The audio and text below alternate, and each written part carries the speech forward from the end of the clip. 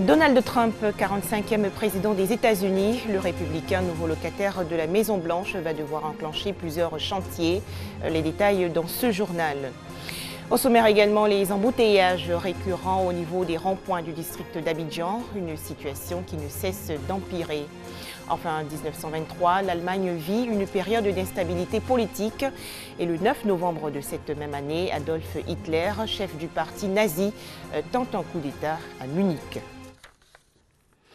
Madame, Monsieur, bonsoir et bienvenue sur RTI 2. Donald Trump, élu 45e président des États-Unis. Le républicain a en effet remporté la présidentielle du 8 novembre avec environ 279 grands électeurs contre 218 pour sa rivale, la démocrate Hillary Clinton. Donald Trump va donc prendre officiellement fonction en janvier 2017. Une toute autre actualité en Côte d'Ivoire. Il est difficile de circuler dans le district d'Abidjan. En effet, les embouteillages sont devenus le lot quotidien des Abidjanais, surtout au niveau des ronds-points. Certains automobilistes ne respectent pas le code de la route. Il ne se passe pas de journée sans que les usagers de la route ne se plaignent des difficultés. Tout de suite, le constat de Herman Niamien. Rond-point du nouveau Kandakwedo dans la commune de Cocody. Il est un peu plus de 9 heures et l'endroit grouille de véhicules. Tous les automobilistes sont pressés, chacun vaque à ses occupations. Et en ce moment précis, tous foulent aux pieds les règles élémentaires de la conduite. Malgré la présence des panneaux qui indiquent clairement céder le passage, on conduit comme on veut. Aucune place n'est faite aux véhicules prioritaires. Les gens forcent le passage. Alors que les panneaux nous parlent. Le panneau vous dit ceux qui viennent là, les panneaux, ceux qui viennent de votre gauche, vous laissez céder le passage. Voilà. Donc ceux-là, quand ils viennent, c'est avant, je pense que c'est avant, on parlait de priorité à droite, il n'y avait pas de panneau. Quand vous arrivez à un sens giratoire, automatiquement, il faut laisser passer les véhicules qui viennent de votre droite. Ça faisait parler de 7 cas de priorité à droite. Mais par contre, maintenant, avec ces interdictions classiques, tout a évolué. L'automobile évolue, la route évolue. Donc c'est la règle de céder le passage. Donc ici, plutôt, on applique la règle où la priorité, maintenant, vous voyez que c'est à gauche, ce n'est plus à droite. Le non-respect des priorités au rond-point, le constat est partout pareil à Abidjan. Ici, au rond-point de la Riviera Golf, tout comme celui de la Riviera 4, des accidents sont régulièrement enregistrés. Pourtant, tous les automobilistes qui sont passés par une auto-école, ou du moins qui ont bien suivi le cours, savent que c'est ainsi qu'il faut conduire. Giratoire annoncé, je ralentis. Pour prendre la première sortie, clignotant droit, file de droite. Je laisse passer la voiture bleue, je sors à droite.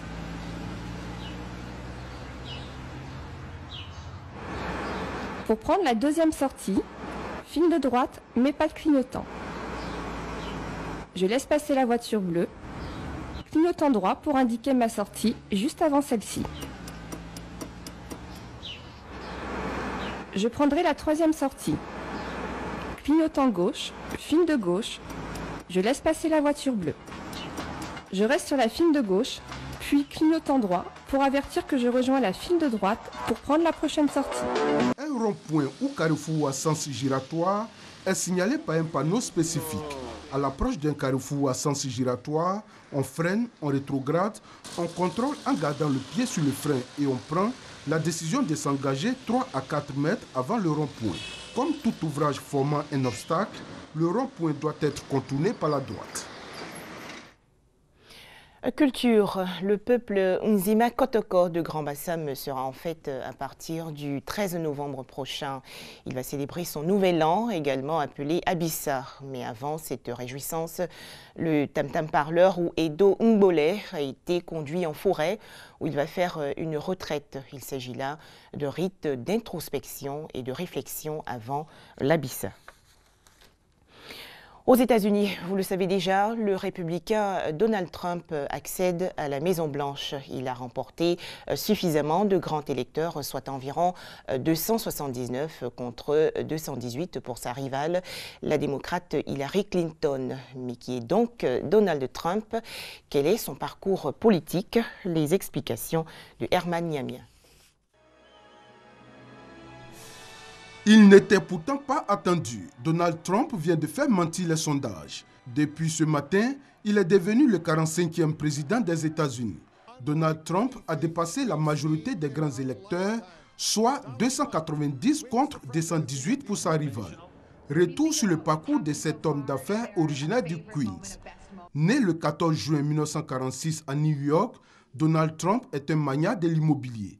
Il est le fils de Fred Trump, promoteur immobilier, cofondateur de la compagnie Elizabeth Trump & Son. Donald Trump y travaille durant ses études à l'école de commerce de Wharton à l'université de Pennsylvanie. En 1968, il rejoint cette société qu'il dirige depuis 1971 et qu'il rebaptisera The Trump Organization. Dès les années 1980, il devient une célébrité médiatique pour avoir bâti son empire et sa notoriété sur des bâtiments prestigieux qui portent généralement son nom. Donald Trump est également impliqué dans le secteur du divertissement télévisuel.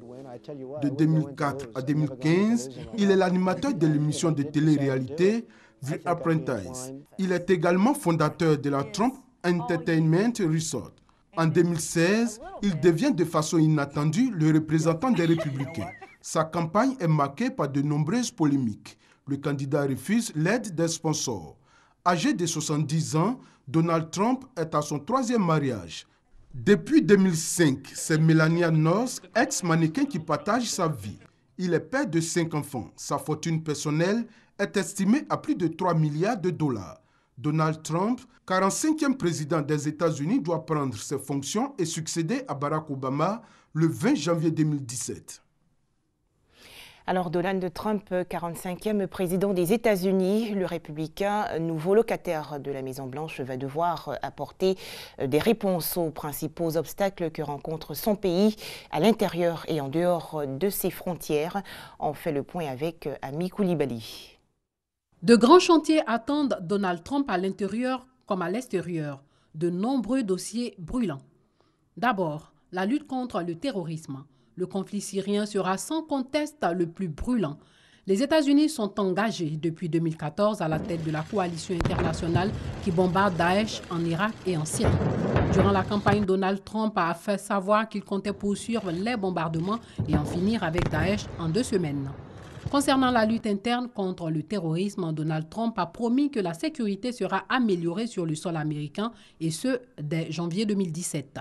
Sur le front diplomatique, le 45e président des États-Unis hérite du dossier du nucléaire iranien. La signature de l'accord entre Washington et Téhéran en juillet 2015 n'a pas calmé toutes les tensions entre les deux pays. Trump a décidé de renégocier ces accords.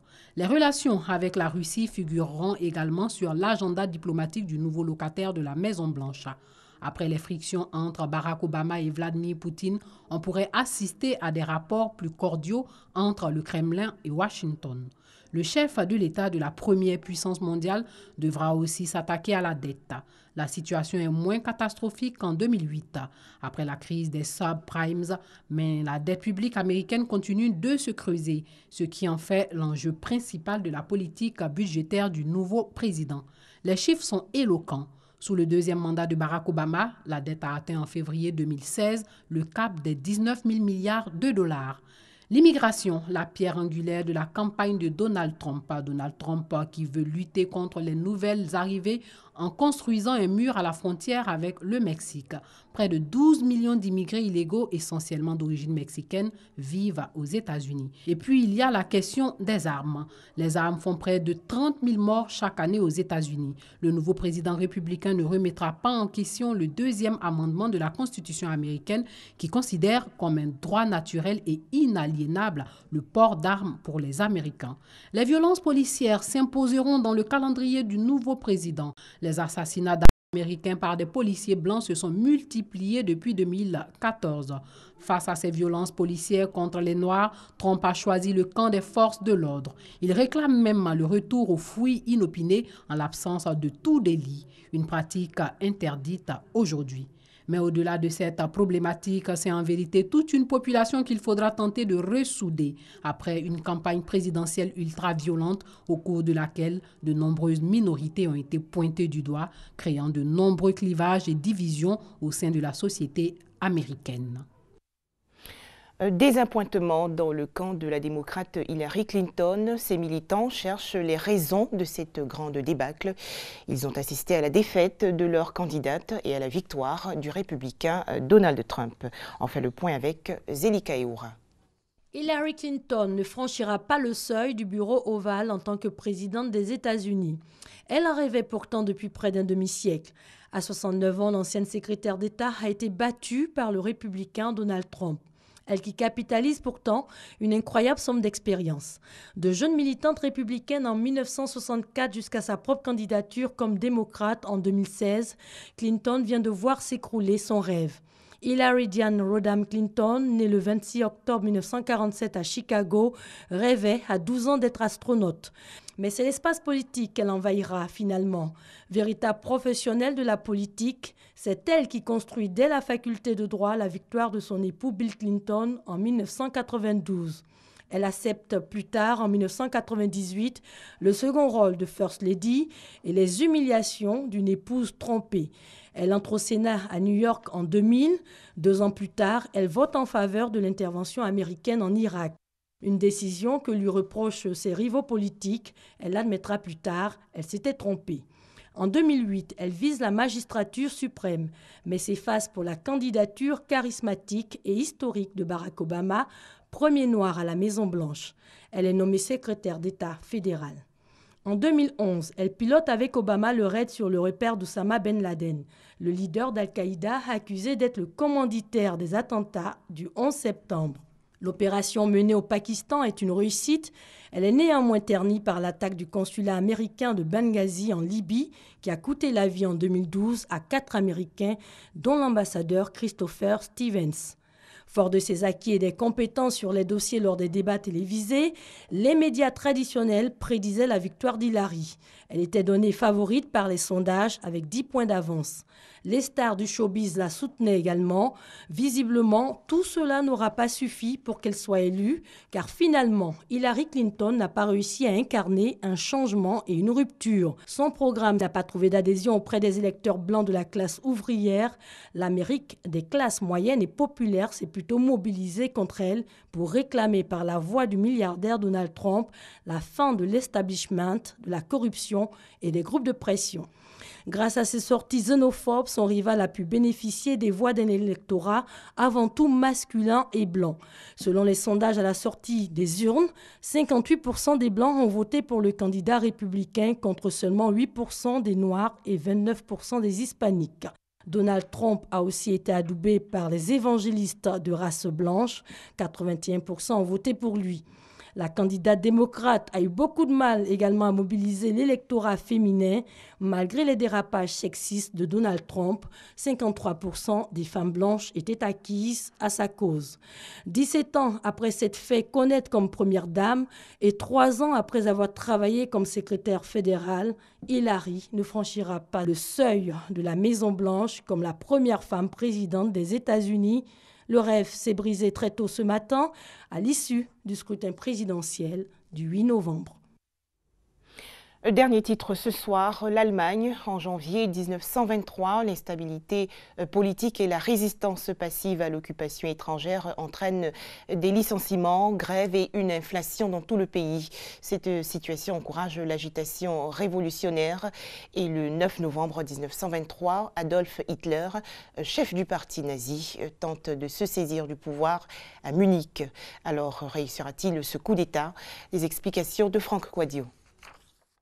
Le 9 novembre 1923, Hitler tentait de s'emparer du pouvoir à la faveur d'un putsch à Munich. Réaction de la police, plusieurs morts parmi ses partisans. Le contexte. Entre 1921 et 1923, l'Allemagne s'enfonce dans une crise financière aux répercussions sociales très graves. Une situation qui profite aux partis d'extrême droite. Parmi ces partis, le Parti national-socialiste allemand, fondé en 1919, Adolf Hitler en devient, en 1921, le chef et le d'hôte d'une organisation paramilitaire, les SA, et d'un emblème, la croix gammée. Mais le plus important, un programme en 25 points destiné à restaurer la grandeur d'une Allemagne débarrassée des Juifs, des communistes et des socialistes. En 1923, Alors que la crise atteint son pic, Hitler s'inspire de la marche de Mussolini sur Rome pour tenter de renverser le gouvernement bavarois du monarchiste von Kahr, puis organiser ensuite depuis Munich une marche sur Berlin. Objectif, chasser le gouvernement du Stresemann jugé fantoche. Les 2000 partisans de Hitler se heurtent dans les rues de Munich à la police. Bilan, 14 morts parmi les putschistes. Le 9 novembre, Hitler et son compagnon de toujours, Ludendorff, sont arrêtés. Hitler sera condamné à 5 ans d'emprisonnement, ramené à 1 an. C'est au cours de sa détention qu'il écrira son discours idéologique « Mein Kampf, mon combat ». Voilà, merci à vous tous de nous avoir suivis.